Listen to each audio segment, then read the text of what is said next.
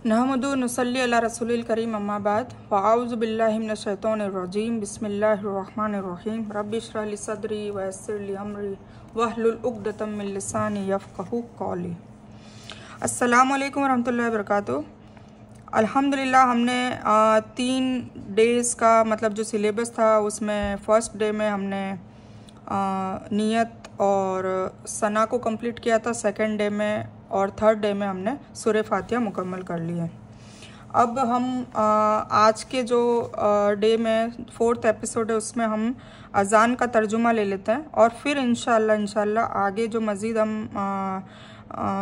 जो क्लासेस इसमें होंगे, जो वीडियोज़ आएंगे वो 10 जो लास्ट आखिरी सूरतें हैं 30वें पारे की, उसका इंशाल्लाह एक एक करके तर्जुमा ले लेंगे। ठीक है, तो हम स्टार्ट करते हैं कि अज़ान जो है, अज़ान का भी बहुत अहम रोल है।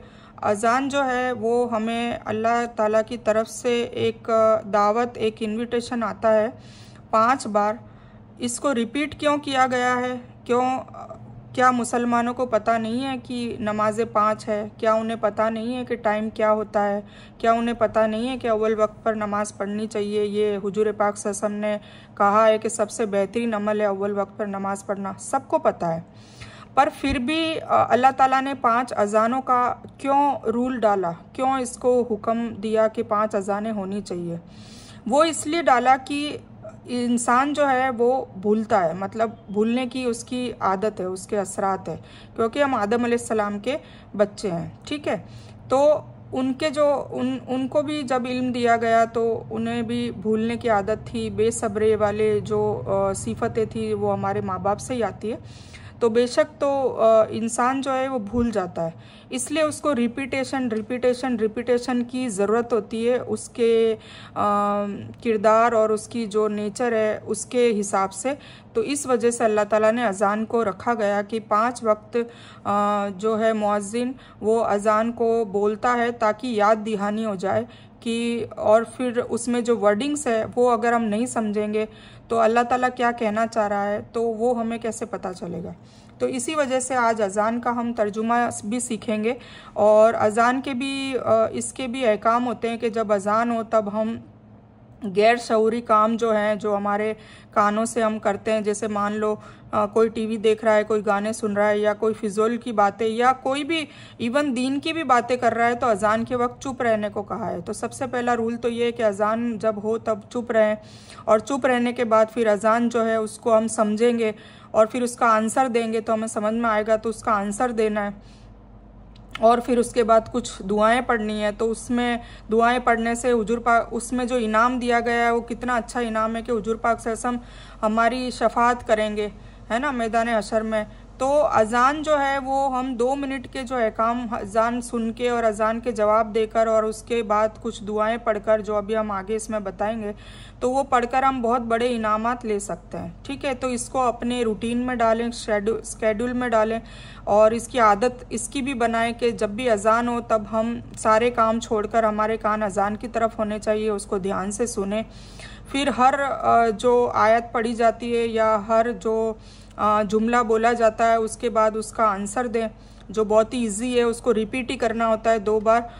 जो मुअज्जिन कहता है उसको सेम रिपीट करना होता है, सिवाय हय्या अलस सलाह हय्या अलल फलाह के। तो उसका अभी आपको इंशाल्लाह अभी जवाब बताएंगे और तर्जुमा भी बताएंगे। तो जब तर्जुमा आपको पता होगा तो आप दिल से पढ़ेंगे और आप उसको समझकर पढ़ेंगे तो आपके दिलो दिमाग में शऊर भी आएगा इंशाल्लाह। ठीक है, और फिर उसके बाद अगर हम कुछ दुआएं पढ़ते हैं, जैसे अज़ान के बाद दुरूद इब्राहिम पढ़ना, और इसकी अज़ान की खुद की दुआ अल्लाहुम्मा रब्बा हाजिद दावती ताम्मा, तो ये जब हम पढ़ते हैं और फिर इसमें जो है इसमें अल्लाह हुजूर पाक सल्लल्लाहु अलैहि वसल्लम की शफाअत वाजिब हो जाती है, ये अल्लाह ताला ने बताया है। ठीक है, तो हम शुरू करते हैं। आऊज़ु बिल्लाहि मिनश शैतानिर रजीम बिस्मिल्लाहिर रहमानिर रहीम। तो बेशक सबने अज़ान सुनी होगी, सबको इसके जो आयत है या कोट्स है वो सबको पता ही हैं, याद ही होंगे। तो हम उसका तर्जुमा ले लेते हैं। अल्लाहु अकबर, अल्लाहु अकबर, अल्लाह सबसे बड़ा है, अल्लाह सबसे बड़ा है। ठीक है, अकबर, अकबर जो है वो इसका जो रूट वर्ड है कबर, काफ, बा और रा, ये तीनों से आता है और इसको बड़ा कहा जाता है। तो बेशक अल्लाह सबसे बड़ा है। ये अजान जो शुरू होती है वो अल्लाह की किबरियत बता रही है कि अल्लाह सबसे बड़ा है। अब हम इसको नॉर्मली वे से सुन लेते हैं कि अल्लाह सबसे बड़ा है। तो सबसे बड़ा का मतलब क्या है? सबसे बड़ा का मतलब है वो सारे जहान, सारे चरिंदे परिंदे, मखलूक, उसकी गैलेक्सी, आप सोचें इतना डीप में जाएं कि आसमानों में इतने बड़े बड़े सैयारे, तारे, चांद, सूरज, फिर वो ऐसे ऐसे चांद सूरज लाखों करोड़ों में गैलेक्सियों में होते हैं। फिर उसके बाद और आगे बढ़ते जाए और आगे बढ़ते जाए तो उसमें इतना डीप, इतना आसमान, 7 आसमान, फिर सिदरतुल मुंतहा। तो सोचिए अल्लाह कितना बड़ा है। और रिवायत में आता है कि अल्लाह ताला क़यामत के वक्त एक हाथ में 7 आसमान और ज़मीन उसके एक हाथ में होंगे। तो सोचिए अल्लाह कितना बड़ा है। तो वो हमारे दिलो दिमाग में आना चाहिए, अल्लाह की किबरियत आनी चाहिए, तब हमारा दिल और दिमाग लर्जेगा और हम कांपेंगे कि अल्लाह अकबर, मतलब अल्लाह कितना बड़ा है। और अब हमें उस बड़ी शख्सियत के सामने भाग के वजू करके नमाज के लिए रुजू होना है, हमें नमाज पढ़नी है।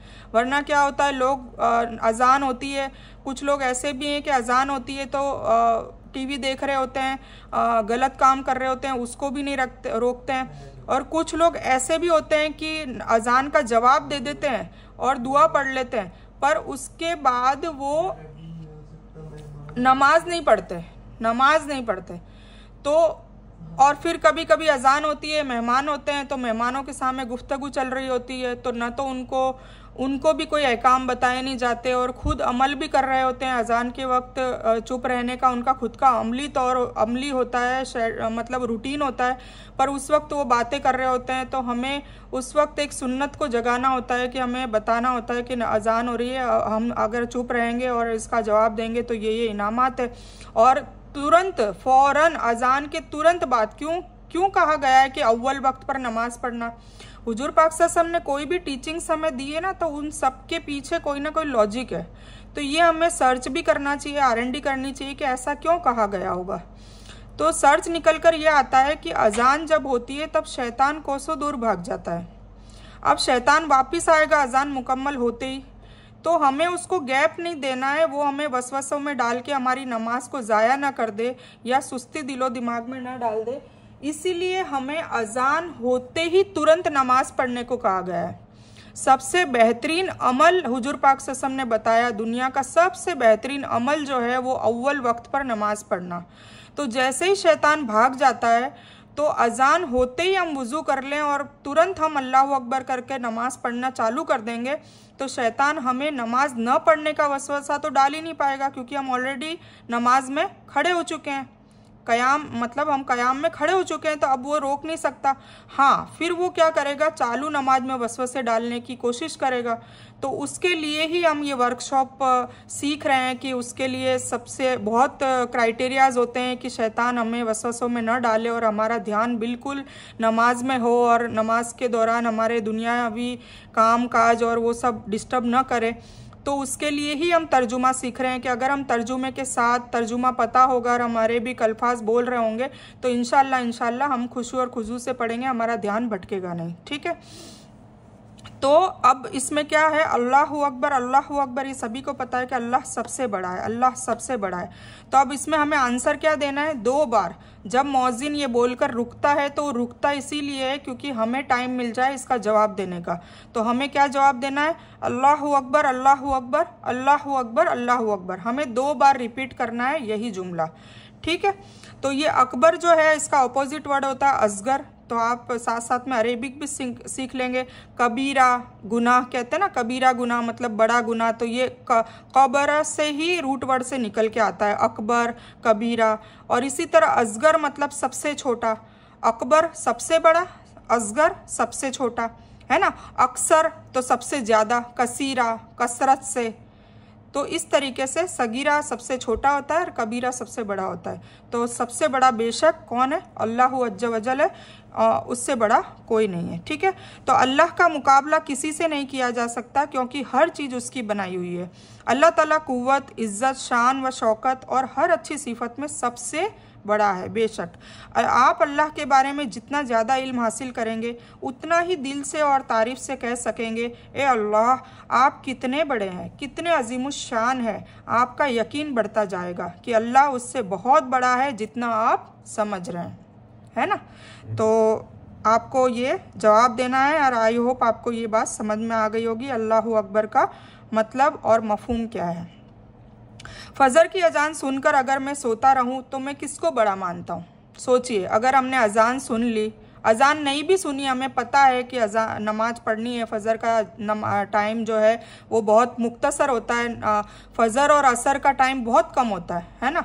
हालांकि हुजूर पाक सल्लल्लाहु अलैहि वसल्लम ने सारी नमाजें अव्वल वक्त पर पढ़ने को कहा है, जिसमें टाइम है उसमें भी।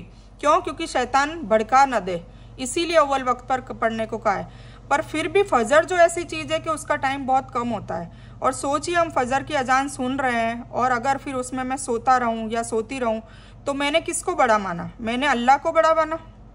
किसकी बात सुनी मैंने? अल्लाह की या अपने नफ्स की? अपने नफ्स की। और अगर मैंने अल्लाह को नाउज़ुबिल्लाह छोड़कर या भूलकर अपने नफ्स की सुनी है तो फिर मैं अल्लाहु अकबर का जो जुमला बोल रही हूँ वो झूठ बोल रही हूँ, कहीं ना कहीं गलत बोल रही हूँ, है ना। तो ये हमें सोचने की ज़रूरत है। तो इसके लिए हमें दुआ करनी चाहिए, अल्लाह मुझको तुझे अपनी ज़िंदगी में बड़ा मानने की तौफीक दे, मेरे दिल पर असर दे, यानी मेरे नफ्स पर, ख़ानदान या लोगों के बजाय मैं सबसे पहले तेरी बातों को मानने और अमल करने की तौफीक दे। मैं मानता रहूं, मानती रहूं। ठीक है। दुआ के साथ ही गुजरे हुए कल का एहतिसाब करें और आने वाले कल का प्लान करें। मतलब जो नमाजें ज़ाया हो गई, छूट गई, उसके लिए तौबा अस्तगफिरुल्लाह दिल से करें। और आने वाली जो भी ज़िंदगी में आपकी 5 वक्त की नमाजें हैं उसको मतलब टाइम पर पढ़ने की, उसको कज़ा भी ना होने दे। छूटने का तो बहुत बड़ा काफिर का फतवा है, पर उसको कज़ा भी ना होने दें और उसको अव्वल वक्त पर पढ़ें। चाहे आप फ़र्ज पढ़ें, फ़र्ज नमाजें पढ़ें, पूरी नमाजें ना पढ़ें अगर आप दुनियावी कामों में बहुत ज़्यादा बिजी हैं तो।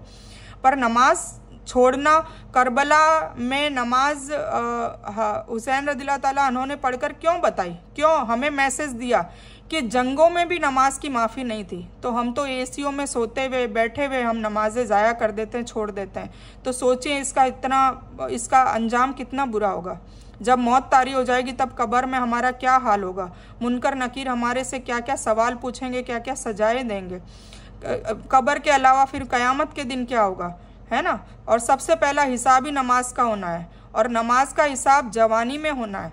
लोगों की ये थिंकिंग होती है बुढ़ापे में हज करेंगे, सारे गुनाह माफ़ करवा लेंगे, फिर हवा में लटकते हुए सजदे करेंगे, कुर्सी पे बैठकर नमाजें पढ़ लेंगे और अल्लाह को राज़ी कर लेंगे।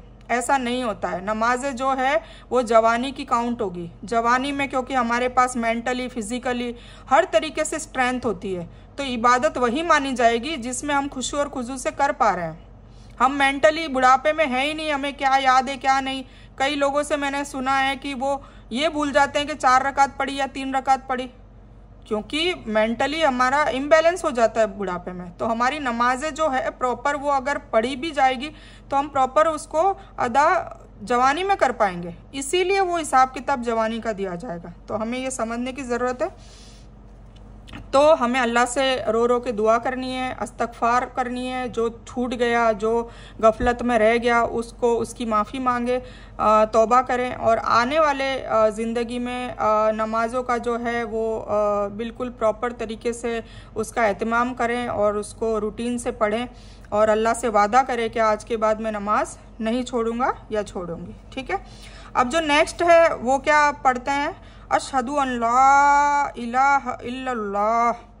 मतलब अशहदु, शहद मतलब गवाही देना, मैं गवाही देता हूँ कि नहीं कोई, हम क्या मौज़िन गवाही दे रहे हैं ना, हम भी गवाही देते हैं, कलमा पढ़ते हैं, अशहदु अन ला इलाहा इल्लल्लाह, मैं गवाही देता हूँ कि नहीं है कोई माबूद, इलाह, इलाह मतलब पूजने के लायक, इबादत के लायक, कोई भी माबूद, इल्ला सिवाय किसके, अल्लाह के।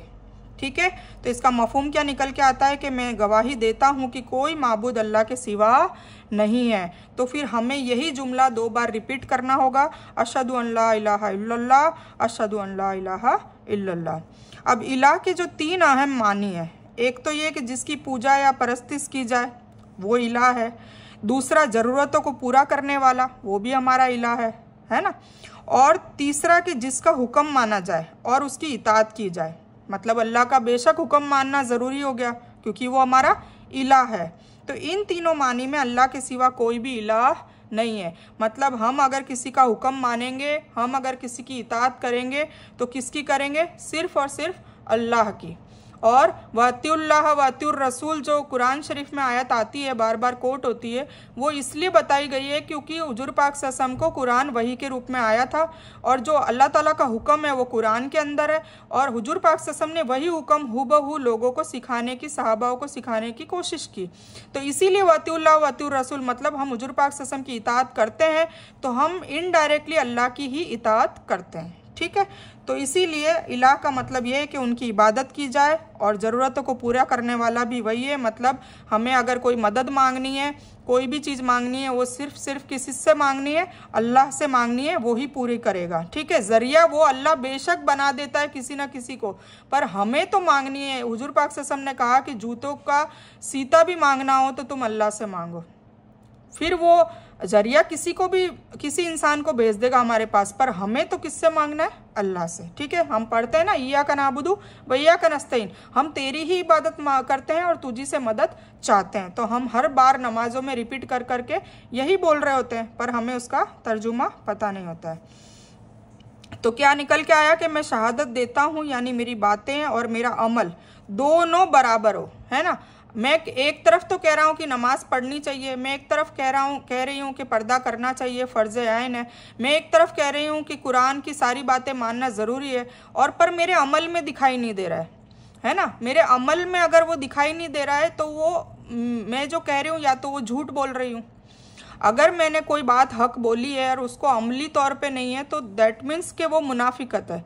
मुझे जो बोलना है, जो मैंने बोला है सच बोलना है, झूठ गलत है, तो फिर मेरे अमल में भी सच्चाई होनी चाहिए, मैं सच बोलने वाली होनी चाहिए, झूठ मेरे किरदार में नहीं होना चाहिए। ठीक है, तो इसी तरीके से हमें अपने आप को टटोलना है कि क्या हम सही से मुसलमान या मोमिन है जो हम कहते हैं या जो हम समझते हैं इल्म में, क्या हमारा अमलन वो चीज़ वो तरीका है, तो ये हमें टटोलना चाहिए। तो तब जाके हमारी शहादत जो गवाही है वो प्रॉपर मायने में सही रहेगी। तो क्या लिखा है? मैं शहादत देता हूँ यानी मेरी बातें और मेरा अमल, चाहे मैं घर में हूँ, बाहर हूँ, ऑफिस में हूँ, कॉलेज में हूँ, बाजार में हूँ, यह बता रहा है कि अल्लाह से सबसे ज़्यादा मोहब्बत मैं करता हूँ, है ना। अल्लाह के ऊपर कोई नहीं है, उसी को खालिक, मालिक और रब मानता हूँ, सारी कायनात का हाकिम मानता हूँ, उसी की इबादत और इताअत करता हूँ, उसी से मदद मांगता हूँ और उसी पर भरोसा करता हूँ, है ना। ईमान वाले, ईमान का क्या मतलब होता है? भरोसा। तो हम मोमिन तभी कहलाएंगे जब पूरा पूरा भरोसा हमारा अल्लाह पर हो। ज़िंदगी के हर पहलू में उसके कानून पर चलता हूँ, न कि अपनी मर्जी से और न कि अपनी ख्वाहिशात पर चलता हूँ। कुरान में अल्लाह ने फरमाया, हमको लोगों पर इस्लाम की शहादत देना है, यानी यह बताना है कि इस्लाम क्या है, मोहम्मद सल्लल्लाहु अलैहि वसल्लम कौन है। ये बहुत अहम काम है, इसलिए हर अजान, हर इकामत, हर तशहुद यानी अत्तहियातु लिल्लाहि में हमको यह काम याद दिलाया जाता है। बट अफसोस की बात यह है कि इतनी बार याद दिलाने के बावजूद हम मुसलमान इस काम से बहुत दूर हैं। तो आइए दुआ करें कि अल्लाह हमें इसकी अमल की तौफीक दे। फिर क्या आता है? अशहदु अन्ना मुहम्मदन रसूलुल्लाह, मतलब अशहदु मैं गवाही देता हूँ, अन्ना की, मोहम्मदन मोहम्मद सल्लल्लाहु अलैहि वसल्लम, रसूलुल्लाह अल्लाह के रसूल हैं। मफ़हूम क्या निकल के आता है? मैं गवाही देता हूँ कि मोहम्मद सल्लल्लाहु अलैहि वसल्लम अल्लाह के रसूल हैं। तो मैं गवाही देता हूँ यानी मेरी बातें और मेरा अमल, चाहे मैं घर में हूँ, ऑफिस में हूँ, बाज़ार में हूँ, कॉलेज में हूँ, यह बता रहा है कि मैं अल्लाह और अल्लाह के रसूल से सबसे ज़्यादा मोहब्बत करता हूँ। ठीक है, अब हमें अपने आप को दिलों में टटोलना है कि क्या हम वाकई अल्लाह और अल्लाह के रसूल से मोहब्बत करते हैं। अगर हम अल्लाह और अल्लाह के रसूल से मोहब्बत करते होते तो हमारे लिए कुरान सबसे अहम होता, हम कुरान की हर बातों पर अमल करते। अगर हम अल्लाह और अल्लाह के रसूल से मोहब्बत करते तो हुजूर पाक सल्लल्लाहु अलैहि वसल्लम ने कहा, मेरी आंखों की ठंडक नमाज है, तो मैं फजर के वक्त रजाई को ओढ़ के वापस इधर से उधर करवट लेकर न सो जाता या सो जाती, हम उसको उठते और हम अल्लाह के सामने सजदा करते और अव्वल वक्त पर नमाज पढ़ने की कोशिश करते। तो हमें अपने आप को टटोलना है कि क्या वाकई हम अल्लाह से और अल्लाह के रसूल सल्लल्लाहु अलैहि वसल्लम से मोहब्बत करते हैं या अपनी नफ्स से ज़्यादा नफ्स को मोहब्बत करते हैं। ठीक है। आप सल्लल्लाहु अलैहि वसल्लम की लाई हुई तालीमात को बिला चूं चा करते हुए मैं मानता हूँ। कुरान और आप सल्लल्लाहु अलैहि वसल्लम की सुन्नत को हक व बातिल की कसौटी मानता हूँ। आप सल्लल्लाहु अलैहि वसल्लम की इताअत के लिए मुझे दूसरी किसी दलील की ज़रूरत नहीं है। जो आप सल्लल्लाहु अलैहि वसल्लम ने पसंद किया वही मेरी पसंद है। और सबसे पहली पसंद हुजूर पाक सल्लल्लाहु अलैहि वसल्लम की क्या है? अव्वल वक्त पर नमाज पढ़ना। फिर नेक्स्ट है हय्या अलस सलाह हय्या अलल फलाह। हय्या अला, अला की मतलब है कि तरफ, और हय्या मतलब आओ। तो आओ तरफ, किसकी तरफ? नमाज की तरफ। सलाह, सलाह का क्या मतलब होता है? नमाज की तरफ। फिर क्या कहा गया? हय्या अलल फलाह, आओ कामयाबी की तरफ। फलाह मतलब कामयाबी। तो आओ नमाज की तरफ, आओ कामयाबी की तरफ। अब यह नहीं कहा कि नमाज पढ़ो अपनी अपनी जगह पर या अपने घर में, या बल्कि नमाज की तरफ आओ कहा गया है। मतलब कहाँ आने का कहा है? ये मर्दों के लिए मस्जिद में आओ, मस्जिद में आकर नमाज पढ़ो, अपने घरों में नमाज न पढ़ो। ठीक है। तो कुरान में हमें अल्लाह ने हुक्म दिया है कि नमाज को कायम करो और इमाम के पीछे बाजमात बनाकर, जमात को बनाकर मस्जिद में उसके अव्वल वक्त पर नमाज पढ़ो। नमाज को आओगे तो हर किस्म की फलाह मिलेगी, फलाह का रास्ता भी मिलेगा। नमाज को मस्जिद में आकर पढ़ने के चंद फ़ायदे हैं। क्या क्या फ़ायदे हैं? दिल और दिमाग को फ़ायदा मिलता है। नमाज कामिल ज़िक्र है, अल्लाह के ज़िक्र से सुकून मिलेगा। नमाज में कुरान पर गौर करोगे तो हिदायत में, ईमान में, अक्ल व हिकमत में इजाफा होगा। आखिरत पर गौर करने से दिल और दिमाग को दुनियावी फ़िक्र से आज़ादी मिलेगी। इसमें मैं एक एग्ज़ाम्पल बता दूँ। मान लीजिए हमें अगर कुरान का तर्जुमा आता हो और नमाज़ पढ़ने एक बंदा गया है, उसको तर्जुमा भी आता है, उसको अरेबिक लैंग्वेज समझ में आ रही है, तो नमाज कैसे बेहयाई और बेशर्मी से रोकती है और हमारे गुनाहों को धीरे धीरे करके मिटा देती है। पर उसके लिए हमें अरेबिक लैंग्वेज आनी ज़रूरी है, या फिर एटलीस्ट कुरान का मफ़हूम या तर्जुमा समझ में आना चाहिए, तब जाके वो बेशर्मी से और बेहयाई से रोकेगी। कैसे कि एग्जाम्पल, कोई नाप तोल करने वाला बंदा है, वो फजर की नमाज पढ़कर आया है और उसने नाप तोलों में डंडी मार दी है ना, उसका ठेला है फ्रूट का या सब्जी का। अब वो जोहर की नमाज पढ़ने जाता है और वहाँ पर उस पर इमाम साहब ने वही नाप तोल के बारे में जो कुरान में आयत आती है, तो उस आयत का मफहूम निकल के आता है कि नाप तोलों में गड़बड़ी मत करो, है ना, उसमें ये अजाब है। तो उसे डर लगेगा, उसे मफहूम समझ में आएगा तो डर लगेगा, और फिर वो वापस जाके तौबा करेगा, उसी वक्त तौबा करेगा नमाजों में, दुआ में, और वापस जाके वो नाप तोलों में गड़बड़ी करना बंद कर देगा। तो इस तरीके से अगर हम नमाज़ पढ़ेंगे और हमें ये कुरान को समझ के पढ़ेंगे, उसमें जो उसका मफहूम समझेंगे, तो इंशाल्लाह बेशक ये नमाज जो है वो बेहयाई, बेशर्मी और गुनाहों से रोकती है। ठीक है। तो इस तरह दिल और दिमाग के फ़ायदे होते हैं। और फिर जिस्मानी फ़ायदा ये होता है कि वज़ू के ज़रिए सफाई होती है, पाकीज़गी होती है, और पाकी आधा ईमान भी बताया गया है। जिस्म के लिए वर्जिश होती है, जैसे नमाज में एक्सरसाइज होती है, बार बार उठना, बैठना, झुकना, सजदा करना, ये सारी क्या है, लोग योगा करते हैं तो ये चीज़ें बताते हैं ना, आसनों में ये बताते हैं, जो हम प्रॉपर अल्लाह ताला ने कितनी बड़ी नेमत दी है कि हम 5 वक्त ही एक्सरसाइज के रूप में कर सकें। ठीक है। तो जिस्मानी भी इसका फ़ायदा है। फिर वक्त की पाबंदी की आदत बनती है तो हम डिसिप्लिन में आ जाते हैं। मतलब 5 वक्त की नमाज अगर हम अव्वल वक्त पर पढ़ते हैं तो डिसिप्लिन में रहते हैं। हमें सारा कुछ रूटीन से होता है कि भाई चलो मैंने फजर पढ़ ली तो फजर से जोहर तक मुझे ये काम सल्टाने, फिर मैं जोहर की नमाज़ पढ़ूंगी, फिर जोहर से असर तक मुझे ये काम सल्टाने। तो हमारा पूरा जो दिन भर का जो रूटीन है वो सेट हो जाता है, हम डिसिप्लिन में आ जाते हैं। वरना क्या होता है, आलस से भरे होते हैं, कौन सा काम कब करना है, किधर करना है, कुछ पता नहीं होता है। तो अल्लाह ताला ये 5 वक्त की वजह से हमें एक हिकमत और सिखा रहा है कि हम डिसिप्लिन में रहें, रूटीन में रहें। ठीक है।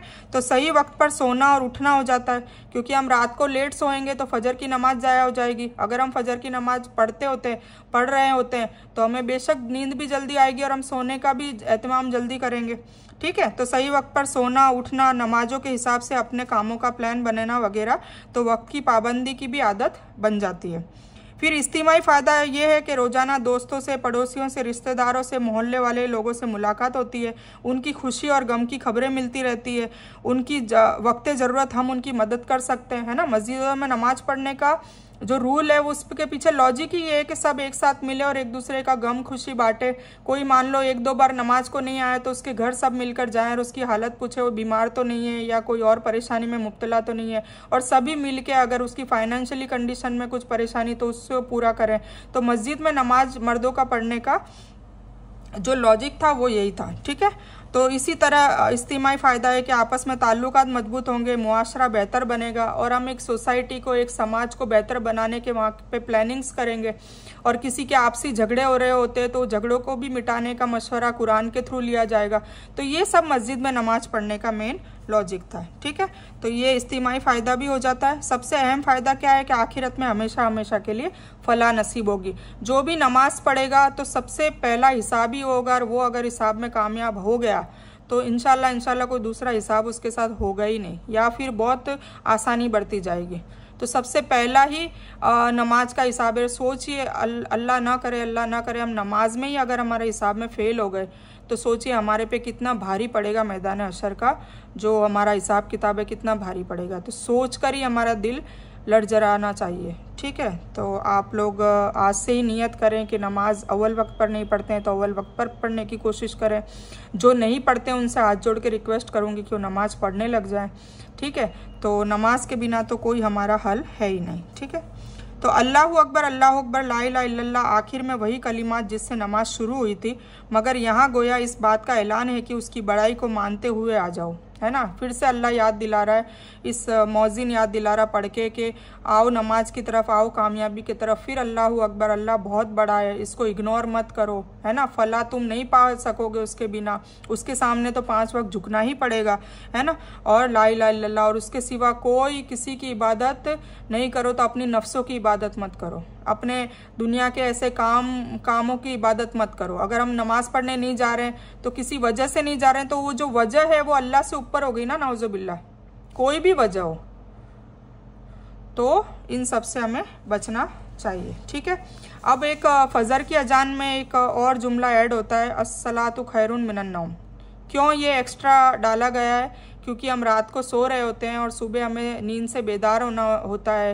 नींद सबको अच्छी लगती है, सर्दियों में ख़ास सबको रजाइयों में घुसकर सोने की आदत होती है, और उससे सुबह सुबह उठना सर्दियों में, और फिर ठंडे ठंडे पानी से या गर्म पानी से भी वज़ू करना, तो वो बहुत ही ज़्यादा उसमें ज़ोर आता है, अच्छा नहीं लगता। तो ये जुमला स्पेशल इसीलिए फजर में डाला गया है कि अस्सलातु खैरुम मिनन नौम। आपने सुनी होगी फजर की अजान, उसमें ये एक्स्ट्रा होता है। तो अस्सला आपको पता ही है नमाज, खैर मतलब बेहतर है ना, उर्दू वर्ड सबको आता ही है। खैर, खैरो खैरियत तो है, हम बोलते हैं ना, तो बेहतर है ना। और किस से बेहतर है? मिनन नौम, नींद से। है ना, नौम मतलब नींद।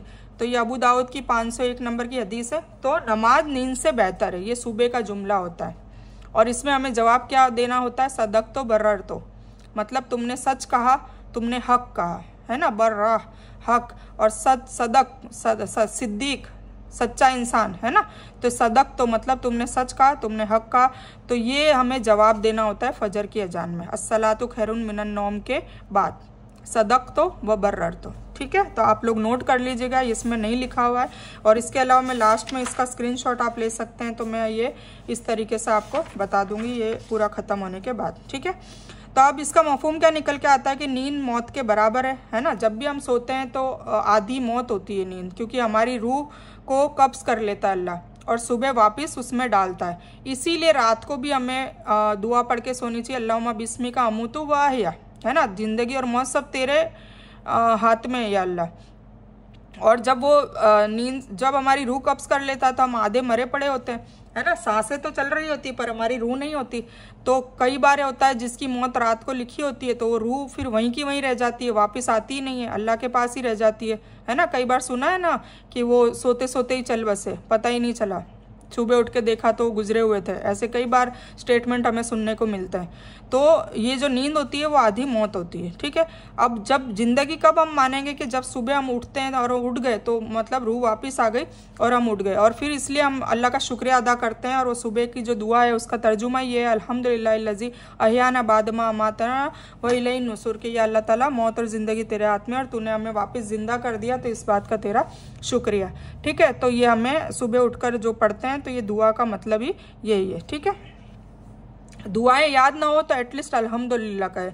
कोई भी काम शुरू करने से पहले बिस्मिल्लाह कहें और कोई भी काम ख़त्म करने के बाद अल्हम्दुलिल्लाह कहें। ये छोटी सी हिंट है कि आपको अगर कुछ भी याद नहीं हो रहा है, बहुत एज हो गई है, बड़े उम्र के हो गए हैं, आपको कोई याददाश्त कमज़ोर हो गई है, कुछ नहीं हो रहा, आप क्या करें, और हमारा रूटीन में नहीं था दुआएं पढ़ना, हमें पता भी नहीं था, और अब हम कर रहे हैं याद तो याद नहीं हो रही, तो इसको इस दो जो वर्ड है इन दोनों को याद कर लें। बिस्मिल्लाह हर काम से पहले और अल्हम्दुलिल्लाह हर काम के बाद। ठीक है, तो इंशाल्लाह कई हद तक हक अदा हो जाएगा इंशाल्लाह। अल्लाह ताला बहुत रहमान और रहीम है। तो नींद मौत के बराबर है और नमाज असली ज़िंदगी है। नमाज अल्लाह की पुकार है और नींद हमारे नफ्स की पुकार है ना। हमारी नफ्स क्या चाहती है कि हम सोए रहें, पड़े रहें, और अल्लाह क्या चाहता है कि अल्लाह के सामने मेरा बंदा आए, सजदा करे, रुजू करे कि या अल्लाह मैं आ गया हूँ। ठीक है, तो नींद हमारे नफ्स की पुकार है। नींद जिस्म के लिए राहत है और नमाज रूह के लिए राहत है ना। जिस्म से सोएंगे तो हमें एकदम रिलैक्स मिलेगा, बॉडी शांत रहेगी, सुकून मिलेगा। इसीलिए अल्लाह ने रात भी बनाई, दिन भी बनाया है ना। सिर्फ रात होती तो भी हम जी नहीं पाते, सिर्फ दिन होता तो भी हम जी नहीं पाते। तो अल्लाह ने माशाल्लाह कितना अच्छा हमारे लिए सारा रूटीन और डिसिप्लिन और सारा सिलेबस और सारे कानून कायदे सेट करके रखे हैं कि अगर उसके हुक्मों के हिसाब से चलेंगे तो कभी हमें किसी भी टाइप की कोई परेशानी नहीं आएगी। ठीक है, तो नमाज रूह के लिए राहत है, मगर याद रहे कि सुबह फजर के वक्त का सोना जिस्म के लिए भी राहत नहीं बल्कि नुकसानदेह है ना। सुबह लेट तक सोने से भी बीमारियां पैदा होती हैं। तो अक्सर दिल व दिमाग पर बीमारी का हमला सुबह के वक्त में ही होता है। सुबह के वक्त जो फिज़ा में ताजगी होती है वह जिस्म के लिए बेहतरीन दवा है, इसीलिए सुबह जल्दी उठना चाहिए। ये तो नॉन मुस्लिम लोग, जो मुशरिक लोग हैं, वो भी इस चीज़ पर अमल करते हैं, जो बॉडी का और सेहत का ध्यान रखते हैं, तो वो इस चीज़ को वो भी बोलते हैं। ठीक है, तो हुजूर पाक सल्लल्लाहु अलैहि वसल्लम ने ऐसी कोई बात गलत बताई नहीं है, नाउज़ुबिल्लाह हर बात बताई है जिसके लिए हमारे दुनिया में भी फ़ायदा और राहत हो, और हमारे आखिरत का तो मसला ही हल कर दिया है कि अगर हम ये करेंगे तो इंशाल्लाह हमारी आखिरत भी बेहतरीन होगी। फिर इकामत के जब अल्फाज है, मतलब जब भी ज़्यादातर मक्का और मदीना में सबने सुना होगा कि इमाम साहब जब अजान पढ़ते हैं और अजान के कुछ वक्त बाद कद कामती सलाह बोलते हैं, तो इसका मतलब ये कद मतलब अलबत्ता ऑलरेडी, कामती मतलब खड़ी हो गई है क्या नमाज, मतलब अब टाइम नहीं है, अब भाग के आ जाओ। मतलब अजान के बाद थोड़ा सा गैप देते हैं और उसके बाद जब कद कामती सलाह कहते हैं तो इसका मतलब कि लास्ट अब वार्निंग है कि अब बस जमात खड़ी हो चुकी है, अब जो भी आना चाहे तो उसके पास 1 मिनट का वक्त है, भाग के आ जाए। ठीक है, अदरवाइज जमात शुरू हो जाएगी। ठीक है, तो इकामत के जो अल्फाज है, जब नमाज के लिए इकामत कही जाए तो अजान के कलिमात दोहराए जाएं, लेकिन हैया अलस सलाह, हैया अलल फलाह के बाद कद कामत इस सलाह मतलब यकीनन नमाज खड़ी हो गई है 2 बार कहा जाए। ठीक है, अजान इस बात का ऐलान है कि लोग नमाज के लिए मस्जिद में आए, और इकामत उन लोगों के लिए कि नमाज के शुरू होने का ऐलान है, मतलब नमाज अब शुरू हो रही है, इमाम साहब पढ़ाने जा रहे हैं। तो जो मस्जिद में आ चुके हैं वो अब नमाज का इंतज़ार कर रहे हैं, तो अब वो सफ़े बना ले और बस फिज़िकली और मेंटली प्रिपेयर हो जाए। ठीक है, तो ये था अजान का तर्जुमा, और अजान के जो अहकाम है, मतलब अजान का जवाब देना है, तो वो मैंने आपको बता ही दिया कि हैया अलस सलाह और हैया अलल फलाह में आपको जो जवाब है वो अलग है, ला हौला वला कुव्वता इल्ला बिल्लाह है, वो 2 बार कहना है। इसके अलावा जो भी जुमला इमाम साहब कह रहे हैं वो मौज़िन कह रहे हैं, जो अजान देने वाले कह रहे हैं, वो हमें रिपीट करना है 2-2 बार। ठीक है, और सिर्फ हैया अलस सलाह और हैया अलल फलाह में ला हौला वला कुव्वता इल्ला बिल्लाह कहना है। ठीक है, तो ये हो गया।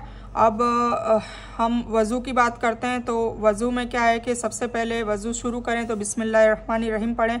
बिना बिस्मिल्लाह के वज़ू मुकम्मल नहीं होता, तो बिस्मिल्लाह पढ़ें। और वज़ू के बाद नीचे एक दुआ दी गई है वो पढ़नी चाहिए, इसके इनामात है। ठीक है, तो इससे पहले मैं आपको अजान के बाद की दुआ बता देती हूँ। अजान के बाद दुरूद इब्राहिम पढ़ें, सभी को आती होगी, अल्लाहुम्मा सल्ली अला मोहम्मद वाला अली मोहम्मद कमा सल्लैता, जो हम नमाज में पढ़ते हैं वही दुरूद इब्राहिम पढ़नी है। और फिर अजान के बाद की दुआ है अल्लाहुम्मा रब्बा हाज़िर दावती ताम्मा वस्सलाती काइमा आती मोहम्मद अल वसीलता वल फदीलता वबअसहु मकाम महमूद लज़ी वत्तहु ला तुकलिफुल मियाद। ठीक है, तो ये मैं आपको इसमें नहीं है, तो मैं आपको इंशाल्लाह गूगल पर से देखकर मैं आपको इसका स्क्रीनशॉट और इसका तर्जुमा हिंदी में जो है वो भी मैं आपको भेज दूंगी, तो आप लोग इसको नोट डाउन कर लें। और आज से नियत करें कि जब भी अजान होगी तो फिजूल बातें, फिजूल काम सारे रोक दें, अजान को ध्यान से सुने, फिर उसका जवाब दें, फिर उसके बाद ये जो 2 दुआएं हैं वो पढ़ें। और भी चीज़ें हैं पढ़ने की, छोटी छोटी मैंने वर्कशॉप में बता रखी है। रदीतु बिल्लाहि रब्बन व बिल इस्लामी दीनन व बि मोहम्मदिन सल्लल्लाहु अलैहि वसल्लम नबिया, ये 3 बार पढ़ते हैं तो इसका इनाम अलग है। अगर चौथा कलमा पढ़ते हैं तो उसका इनाम अलग है। सबके इनाम अलग अलग है, तो जो चीज़ जो चाहिए। कुछ लोग उम्रा और हज पे जाने का उनकी होती है, तो ये तो मेरा आजमाया अमल है कि लब्बैक पढ़े कसरत से, उसके बाद नहीं तो एटलीस्ट 3 बार पढ़ें लब्बैक, तो इंशाल्लाह उम्रे पे बुलावा जल्दी आ जाता है। तो अल्लाह ने इनामत रखे, पर हमें पता नहीं होता है कि हमें कौन सी दुआ कब मांगनी है, कौन से उसके अफजल अवकात है, वक्त है, टाइमिंग है ना। तो अजान के बाद ये हम पढ़ेंगे तो इंशाल्लाह हमें बहुत फ़ायदा होगा। हमें दुनिया में भी इनाम मिलेंगे और आखिरत में भी इनाम मिलेंगे। ठीक है, तो ये हो गया अजान के बारे में। अब वज़ू है, तो वज़ू जब आपने शुरू करने से पहले आप बिस्मिल्लाहिर्रहमानिर्रहीम पढ़ें, बिस्मिल्लाह पढ़ें, और उसके ख़त्म करने के बाद आप चौथा कलमा सबको आता होगा, अशहदु अन ला इलाहा इल्लल्लाह व अशहदु अन्ना मुहम्मदन अब्दुहु, दूसरा कलमा, ठीक है, दूसरा कलमा पर दोनों के अल्फाज जो है वो आगे वाले तो सेम ही है, तो वो पढ़ना है। फिर उसके बाद एक जुमला और है, अल्लाहुम्मा जल्नी मिनत तव्वाबीन व जल्नी मिनल मुतत्तहिरीन। ठीक है, तो ये पढ़ना है। तो मैं आपको बता देती हूँ कैसे। तो सबसे पहले तो इसकी ये जो अशहदु अन ला इलाहा इल्लल्लाह, तो ये हमने अभी अजान में समझ ही लिया है कि अशहदु मतलब मैं गवाही देता हूँ, अन मतलब की, ला मतलब नहीं है, इलाह मतलब माबूद, कोई भी माबूद, ठीक है, इल्ला सिवाय, अल्लाह अल्लाह के। ठीक है, तो मैं गवाही देता हूँ कि कोई हकीकी माबूद नहीं है सिवाय अल्लाह के। इसकी तशरीह अजान के सबक में हमने पढ़ लिया है ना, अभी पढ़ लिया ना। मौत को याद रखिए। रसूलुल्लाह सल्लल्लाहु अलैहि वसल्लम ने फरमाया, जिसका आखिरी कलमा ला इलाहा इल्लल्लाह होगा वह जन्नत में दाखिल होगा। और जिसका आखिरी कलमा ला इलाहा इल्लल्लाह होगा वो किसका होगा? जो पूरी अपनी ज़िंदगी में ला इलाहा इल्लल्लाह पे चला होगा, उसका जिक्र कसरत से किया होगा। जिक्र कसरत से करने का मतलब ये नहीं कि उसने तस्बीह फेरी होगी, ला इलाहा इल्लल्लाह मैंने 70,000 बार पढ़ लिए, 50,000 पढ़ लिए, लाख बार पढ़ लिए, नहीं, वो उस पर फॉलो करता होगा। मतलब उसने अपनी नफ्सों को, अपनी ख्वाहिशात को, अपने कोई भी रिलेटिव को या माँ बाप को या शौहर को या बच्चों को या दौलत को या शोहरत को या खूबसूरती को या इल्म को, सबसे आगे अल्लाह को रखा होगा, सबसे आगे अल्लाह का रखा होगा। अल्लाह के लिए उसने अपना दुनिया में घाटा भी खा लिया होगा, नफ़े को छोड़ दिया होगा, लालच को छोड़ दिया होगा, तकब्बुर को छोड़ दिया होगा, अपने ईगो को लात मारी होगी, अपने आप को जलील करवाया होगा अल्लाह की रज़ा के लिए, वो ला इलाहा इल्लल्लाह पढ़ पाएगा। अल्लाह ताला हम सबको भी इसमें शामिल करे और ऐसी हमें तौफीक अता फरमाए कि ऐसे हम अमल कर सके कि अल्लाह राज़ी हो। तो अल्लाह ताला के ने हुजूर पाक सल्लल्लाहु अलैहि वसल्लम ने क्या बशारत दी है, क्या खुशखबरी दी है कि जो आखिरी कलमा ला इलाहा इल्लल्लाह जिसके ज़ुबान पर होगा मरने के वक्त वो जन्नत में दाखिल होगा। यह अबू दाऊद की हदीस है। और एक हदीस और में आता है कि करीबुल मर्ग शख्स को, मतलब ला इलाहा इल्लल्लाह की तलकीन करो, मतलब जब इंसान पे मौत तारी हो, वो ऐसा लगता हो कि ये अब बस अब आखिरी सांस है, तो उनको कोशिश करो कि उनकी ज़ुबान पे ला इलाहा इल्लल्लाह उनको पढ़वाने की वहाँ पर खड़े रह के कोशिश करो। ठीक है। एक इमरजेंसी डॉक्टर जो एक अरब मुल्क में सर्विस कर रहा था, उसने बताया कि अपनी सर्विस के दौरान उसने कुछ लोगों को अपने सामने मरते हुए देखा। उनमें से सिर्फ 1 या 2 लोगों ने कलमा पढ़ा, नाउज़ुबिल्लाह, सिर्फ 1 या 2 लोगों ने। सोचिए, तो जैसी हमारी ज़िंदगी की हमने जी होगी, उस हिसाब से ही कलमा हमारे ज़ुबान पे आएगा या नहीं आएगा। अल्लाह ताला हम सबको तौफीक दे और हमें ऐसा खुश नसीब बनाए कि हमारे ज़ुबान पे कलमा भी तारी हो और अल्लाह हमसे राज़ी हो और हम बिना हिसाब किताब के कब्र से बरज़ख के सफ़र में भी कामयाबी से निकल जाएं और क़यामत में भी पुल सिरात में से निकल जाए और जन्नत तक पहुंच जाएं इंशाअल्लाह। आमीन सुम्मा आमीन या रब्बल आलमीन। पर उसके लिए हमें कोशिश करनी होगी, सिर्फ ला इलाहा इल्लल्लाह का तस्बीह फेरने से नहीं होगा, हमें मुकम्मल अपनी लाइफ को उसके हिसाब से ढालनी होगी। ठीक है। तो अगर अल्लाह का जिक्र ज़बान पर रहेगा तो मरते वक्त भी कलमा नसीब होगा। फिर क्या है, वहदहू ला शरीक लहू, वह मतलब और, ठीक है, वहदहू वह अकेला है, ला नहीं है, शरीक कोई शरीक उसका, लहू उसका, ठीक है ना, तो वह अकेला है, उसका कोई शरीक नहीं है। यह अल्लाह की वहदानियत का फिर से दूसरे अल्फाज में इकरार कुल 3 बार हुआ है ना। शिर्क से मुकम्मल बेजारी का ऐलान है, मतलब अल्लाह ही है, अल्लाह की वहदानियत मतलब एक अकेला अल्लाह है उसके अलावा किसी को पूजना, किसी की इबादत करना, किसी से मदद मांगना, ये सब बिल्कुल मना है, वरना इस शिर्क में आ जाएगा। ठीक है, तो इसमें शिर्क को बिल्कुल तोड़ मरोड़ दिया है, वरना निजात ही मुश्किल, क्योंकि अल्लाह ताला शिर्क को हरगिज़ माफ़ नहीं करेगा। जो शिर्क करेगा, चाहे वो नफ्स की वजह से शिर्क कर रहा है, चाहे किसी और को बीच में ला के शिर्क कर रहा है, कैसे भी कर रहा है, तो इसलिए वो शिर्क का जो खतरनाक जो इसका जो अजाब है उसको जहन में रखते हुए इसको पढ़ें कि वह दहू ला शरीक लहू, या अल्लाह आज से हमने मान लिया कि तू यकता है, तू एक है और तेरा कोई शरीक नहीं है, हम किसी को तेरे बीच में नहीं लाएंगे, है ना। चाहे हमारी नफ्स हो, चाहे हमारा ईगो हो, चाहे हमारी इज्जत हो, चाहे हमारी दौलत हो, चाहे हमारा परिवार हो, चाहे हमारा ख़ानदान हो, चाहे हमारे पीर हो, चाहे हमारे औलिया हो, कोई भी हो, हम तेरे साथ शरीक किसी को इतना हम उससे मोहब्बत नहीं करने लग जाएंगे कि नौजुबिल्ला तेरे से टकराए या तेरा शरीक कर दें, इतना हम उसको उस लेवल पे नहीं लाएंगे, क्योंकि वो हक सिर्फ अल्लाह का है। वह दहू ला शरीक लहू, ये मफहूम समझ के और दिल में रख के आप पढ़ें। फिर वह अशहदु अल्ला मुहम्मदन अब्दहु व रसूलहु, अभी हमने अजान में भी पढ़ा कि मैं गवाही देता हूँ, वह मतलब और, मैं गवाही देता हूँ, अन्ना मतलब कि, मोहम्मदन मतलब मोहम्मद सल्लल्लाहु अलैहि वसल्लम, अब्दुहु उसके बंदे हैं, अब्द है ना, अब्द रूट वर्ड है, अब्द मतलब गुलाम, है ना, तो उसके बंदे हैं, वह रसूलहु और उसके रसूल भी हैं, बंदे भी हैं पर खास बंदे, कौन से बंदे, रसूल सल्लल्लाहु अलैहि वसल्लम। ठीक है, तो ये उसका तर्जुमा है, मफहूम निकल के आता है। और मैं गवाही देता हूँ कि मोहम्मद सल्लल्लाहु अलैहि वसल्लम उसके बंदे और उसके रसूल हैं। अजान के सबक में इसकी तशरीह गुजर चुकी है, यहाँ पर अब्दुहु व रसूलहु के अल्फाज ज़्यादा हैं। पिछली उम्मतों ने नेक लोगों को उनके ज़बरदस्त कारनामों की वजह से उनको खुदा का बेटा या खुदाई में शरीक बना दिया, नाउजुबिल्ला, है ना, ईसा अलैहिस्सलाम की बात हो रही है। तो अब इस उम्मत में ये बीमारी ना आ जाए, ये निफाक ना आ जाए कि कहीं वो हुजूर पाक सल्लल्लाहु अलैहि वसल्लम को अल्लाह के शरीक ना बैठा दे, अल्लाह के बिल्कुल बराबर ना कर दे, इसलिए अल्लाह ने पहले से ही कलमा निकाल दिया कि वशहदु अन्ना मुहम्मदन अब्दुहु, पहले अब्द आया, पहले बंदे बताया, फिर रसूलहु, फिर कैटेगरी में उनके प्रमोशन कराए। ठीक है, तो इससे हमें इसमें भी शिर्क से बचना चाहिए, इतना प्यार में गुलू नहीं करना चाहिए, इतना इसराफ नहीं करना चाहिए, इतनी ज्यादती नहीं करना चाहिए कि नाउजुबिल्ला। और आजकल तो ये बातें सुनने को मिल रही है कि अल्लाह और अल्लाह के रसूल में कोई फ़र्क नहीं है, नाउजुबिल्ला, नूर है, बशर है, ये सब डिबेटें होती है आलिमों के बीच में, नाउजुबिल्ला, जबकि उन्हें समझना चाहिए कि दूसरा कलमा ही हमें बता रहा है, वशहदु अन्ना मुहम्मदन अब्दुहु व रसूलुहु। और ये कमी कहाँ आती है, जब हम उसको तर्जुमा या उसका तदब्बुर हम नहीं समझते हैं तब। ठीक है, तो ये बताया जा रहा है कि पिछली उम्मतों ने नेक लोगों को उनके ज़बरदस्त कारनामों की वजह से उनको खुदा का बेटा या खुदाई में शरीक बना दिया। अल्लाह ताला ने मोहम्मद सल्लल्लाहु अलैहि वसल्लम के हकीकी मर्तबे को बयान फरमाकर और उस पर हर मोमिन से रोज़ाना शहादत दिलवाकर, अब ये रोज़ा नहीं हो रही है ना, नमाज में क्यों डाला गया, एक तो अल्लाह ताला ने हुजूर पाक सल्लल्लाहु अलैहि वसल्लम की हम्द हर कोई बोले, सल्लल्लाहु अलैहि वसल्लम उनका नाम आए तो बोले, उनकी तारीफ भी करे, उनकी इज्जत अफजाई भी करी, पर साथ साथ में शिर्क को भी तोड़ दिया। तो इसीलिए हम लोग रोज़ाना सुनते भी हैं, बोलते भी हैं, तो मोमिन से रोज़ाना शहादत दिलवा कर इस उम्मत में शिर्क के दरवाजे हमेशा हमेशा के लिए बंद कर दिए। तो हमें ये सोचना चाहिए।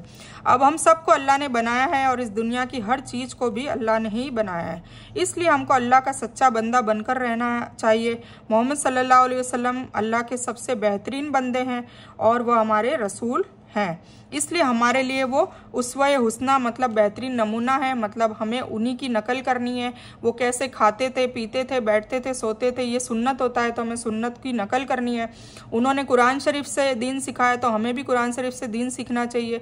उन्होंने जो भी कहा करने को और नहीं करने को, वो सारी चीज़ हदीस कहलाती है, तो हमें सही हदीस उस पर अमल करना चाहिए। तो मेन हमारे जो टीचर है, जो हमारे पीर हैं, आलिम हैं, सरदार हैं, जो भी कह लो, वो सब कौन है, उसवाए हसना मतलब हमारे हुजूर पाक सल्लल्लाहु अलैहि वसल्लम हैं।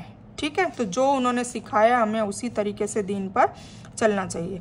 तो अल्लाहुम्मा, फिर उसके बाद हम पढ़ते हैं वज़ू की बात की दुआ बता रही हूँ ना, तो इसमें दूसरा कलमा, उसके बाद फिर हम पढ़ते हैं अल्लाहुम्मा जल्नी मिनत तव्वाबीन व जल्नी मिनल मुतत्तहिरीन। अब इसमें पाकी आधा ईमान है वो आ जाता है।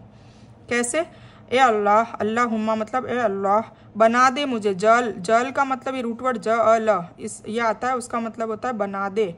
और नी, ई आता है ना, ई रब्बी मेरा रब, जअलनी तो मुझे, है ना, तो जो नी आता है उसका मतलब है मुझे। तो क्या है, ए अल्लाह बना दे मुझे, क्या बना दे, मिनत तव्वाबीन, खूब तौबा करने वाला, खूब तौबा करने वालों में से, मतलब अस्तगफिरुल्लाह करते रहे ऐसे लोगों में हमें शामिल कर दे, मुझे बना दे। ये हम दुआ कर रहे हैं, कितनी बेहतरीन दुआ है। फिर वह जालनी, और वह मतलब और जालनी, वही बना दे मुझे, क्या बना दे मुझे, मिनल मुतत्तहिरीन, पाक साफ रहने वालों में से। अब हम वज़ू कर रहे हैं तो हम पाकी का काम ही कर रहे हैं ना, हम डस्ट को निकाल रहे हैं। 5 वक्त वज़ू करते हैं तहारत के लिए, पाकी के लिए, साफ़ सुथराई के लिए, हाइजीनिटी के लिए, क्योंकि हमारे जो ये आ जाए ये छुपे हुए नहीं होते हैं, खुले होते हैं। जेंट्स के तो इतने भी खुले होते हैं, उनका सतर नहीं होता खुले में, तो वो डस्ट लग गई, ये लग गई, तो वो सब साफ़ करने के लिए 5 वक्त वज़ू होता है, ताकि वो तहारत हो जाए। और हम पूरा जो नहाते हैं उसको गुस्ल कहते हैं, वो एक बार में पूरी बॉडी हमने साफ़ कर ली। अब दिन में हम बाहर जा रहे हैं, बाजार जा रहे हैं, ज़्यादातर मर्द जाते हैं, तो वो डस्ट लग गई, धूल मिट्टी लग गई, तो उसको साफ़ करने के लिए वज़ू का लॉजिक बनाया गया है ना। हर चीज़ पे, हर अरकान में, हर इबादत में लॉजिक है अल्लाह का पीछे, पर हमें समझना ज़रूरी है। अगर हम लॉजिक समझेंगे तो हम उसको दिल से करेंगे, और दिल से करेंगे तो उसमें मज़ीद हमारे हमारा दिल है, दिमाग है, वो सब मज़ीद उसमें एक कहते हैं ना कि एकदम मिल जाएगा, एकदम मतलब खुशू और खुशू से करेंगे हम इंशाल्लाह। थोप कर नहीं करेंगे, किसी ने कहा इसलिए, या शर्म आ रही है इसलिए, या कोई देख रहा है इसलिए मैं पढ़ रही हूँ नमाज, ऐसा नहीं, अल्लाह के लिए करना है। वज़ू भी मैं कर रही हूँ तो अल्लाह के लिए कर रही हूँ, अल्लाह देख रहा है, अल्लाह देख रहा है, अल्लाह का कैमरा चल रहा है, ठीक है। तो इसका क्या मफ़हूम निकल के आया, ए अल्लाह बना दे मुझे खूब तौबा करने वालों में से, और बना दे मुझे पाक साफ़ रहने वालों में से। अगर किसी का जहन कमज़ोर हो गया है, अरबी में उसको याद नहीं रहता है, तो एटलीस्ट उसका जो तर्जुमा है वो दिमाग में लाकर वज़ू करें, ठीक है। तो इंसान बार बार गलतियां करता है, नहीं करने के काम करता है, या करने के काम सही तौर से नहीं करता है, इसलिए शदीद ज़रूरत है कि वह बार बार तौबा करे, है ना। इसलिए हमने दुआ मांग ली अल्लाह से वज़ू करने के बाद कि अल्लाह ताला बहुत ज़्यादा तौबा करने वालों में से हमें तो शामिल कर ले। और तौबा करते रहेंगे तो बेशक हमारे जो छोटे मोटे गुनाह है, या कुछ हमें पता भी नहीं होता कि ये गुनाह है, तो वो सब भी झड़ते जाएंगे ना। इसलिए कसरत से तौबा करने को कहा है। तो तौबा की शरायत यह है कि इंसान गलत काम से रुक जाए, गलती पर शर्मिंदा भी हो, और आइंदा न करने का इरादा भी करे, इसी को तौबा कहते हैं। वरना माफ़ी को मगफिरत कहते हैं कि आप माफ़ी मांग ले, पर तौबा का मतलब है कि अब मैं उस चीज़ को बिल्कुल छोड़ दिया। झूठ बोलने की आदत थी, झूठ बोलना बिल्कुल छोड़ दिया, और अब तौबा करिए, अब दोबारा झूठ बोलना ही नहीं है। चोरी करने की आदत थी, अब बिल्कुल चोरी नहीं करनी है, ये होती है तौबा, ठीक है ना।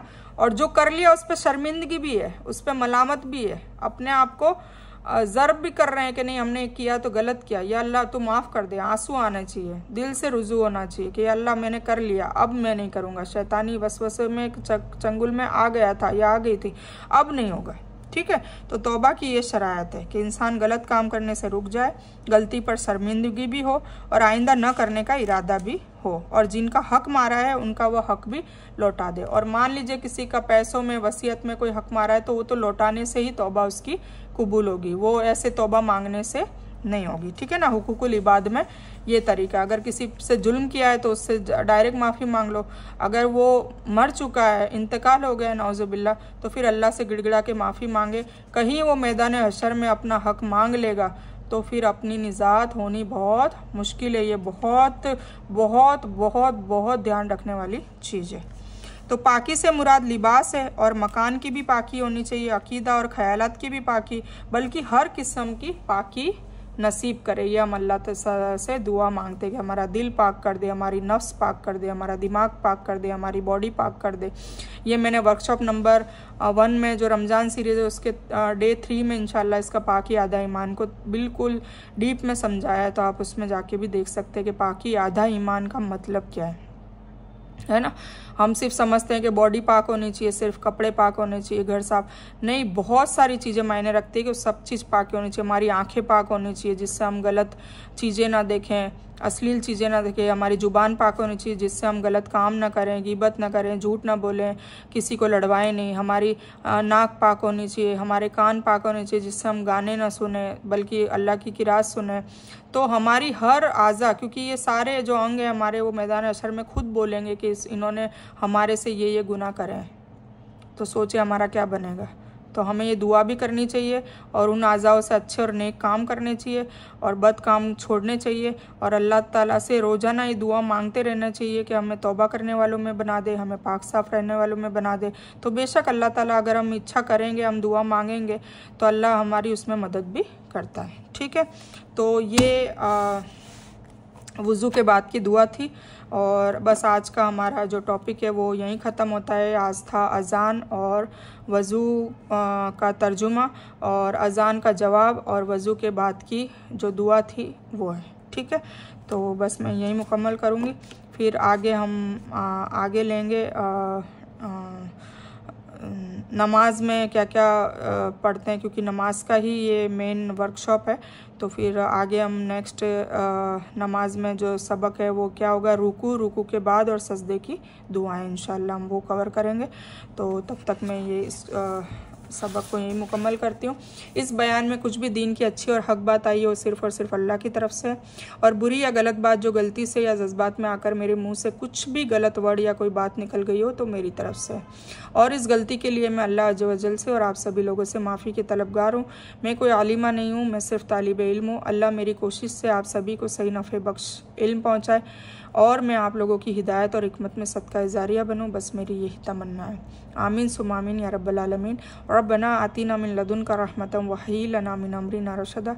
अल्लाहुम्मा सल्लि अला मुहम्मद व अला आलि मुहम्मद कमा सल्लैता अला इब्राहीम व अला आलि इब्राहीम इन्नका हमीदुम मजीद। अल्लाहुम्मा बारिक अला मुहम्मद व अला आलि मुहम्मद कमा बारकता अला इब्राहीम व अला आलि इब्राहीम इन्नका हमीदुम मजीद। व आखिरु दावाना अनिल हम्दुलिल्लाहि रब्बिल आलमीन।